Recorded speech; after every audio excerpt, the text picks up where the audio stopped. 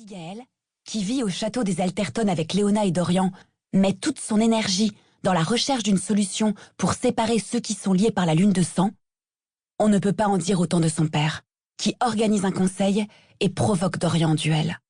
Aidé de Léona et Abigail, ce dernier réussit à s'en tirer grâce au pouvoir d'illusion de son ex-future promise. Ian Brightman doit se soumettre, mais il n'a pas dit son dernier mot. Car en partant en mission pour retrouver un poignard magique, qui permettra de rompre les liens du rituel de sang, Léona et Dorian sont attaqués par des sbires de Brightman. Or, leur voyage était secret.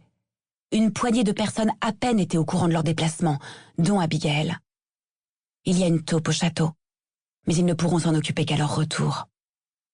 Après s'être battus contre des gardiens millénaires pour récupérer le poignard sur la tombe d'Alicia, une grande prêtresse vampire, dont il ne reste que des cendres, et son esprit, qui hante une grotte, Dorian et Léona font demi-tour pour rentrer au château. Ils ont d'énormes difficultés à rester loin l'un de l'autre. Leur attirance réciproque ne cesse de les pousser à se rapprocher. Ils ont conscience que ce n'est qu'un artifice. Comment un Alterton pourrait-il tomber amoureux d'une génie?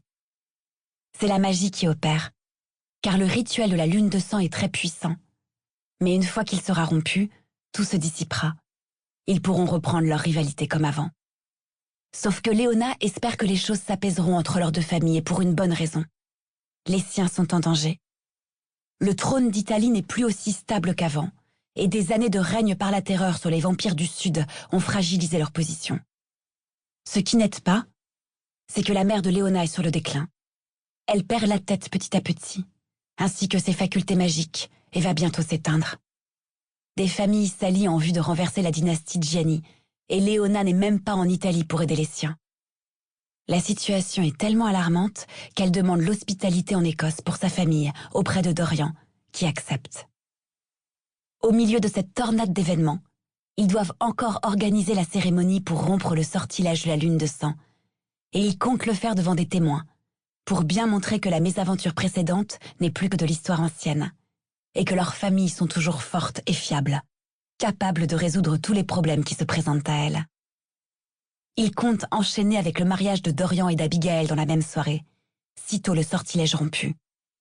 Mais avant ça, il faut débusquer la taupe qui rôde au palais. Dorian et Léona distillent à tous les membres du château des informations différentes sur la cérémonie qui aura lieu. La taupe est démasquée, quand Ian Brightman vient aux portes du palais et défie Dorian en duel à nouveau, en l'accusant de vouloir se donner en spectacle lors d'une cérémonie de couronnement pompeuse.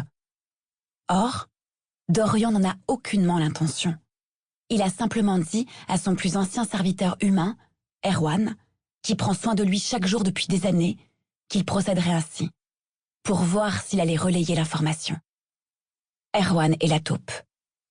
Il n'en pouvait plus d'attendre sa transformation en vampire, récompense à laquelle il a le droit en tant que serviteur loyal, tandis qu'Ian Brightman lui a proposé de le transformer en échange d'informations. Les deux repartent, bredouille. Le duel n'a pas lieu. Erwan est banni, et son sort est placé sous la responsabilité d'Ian Brightman. Il n'est pas si simple de transformer un humain en vampire, et s'il souhaite le faire, le père d'Abigail devra en assumer les conséquences. La famille de Léona débarque pour l'événement, et découvre que la jeune fille a prévu qu'il reste au château pendant des semaines, peut-être des mois, le temps que la situation se tasse en Italie. Sauf que ces informations sont en partie erronées, car Cara, sa petite sœur, a grandement exagéré l'instabilité du pays. Or, pour convaincre Dorian d'héberger sa famille, Léona a livré leur plus grand secret. L'état de sa mère, sa maladie, son déclin. Il n'en faut pas plus pour déclencher la colère de ses parents quand ils l'apprennent. Et des mots très durs sont échangés, jusqu'à ce que sa maman déclare qu'elle n'est pas prête à porter la couronne. Et le plan de Cara aurait pu se dérouler parfaitement si elle n'avait pas souri malgré elle à ce moment-là.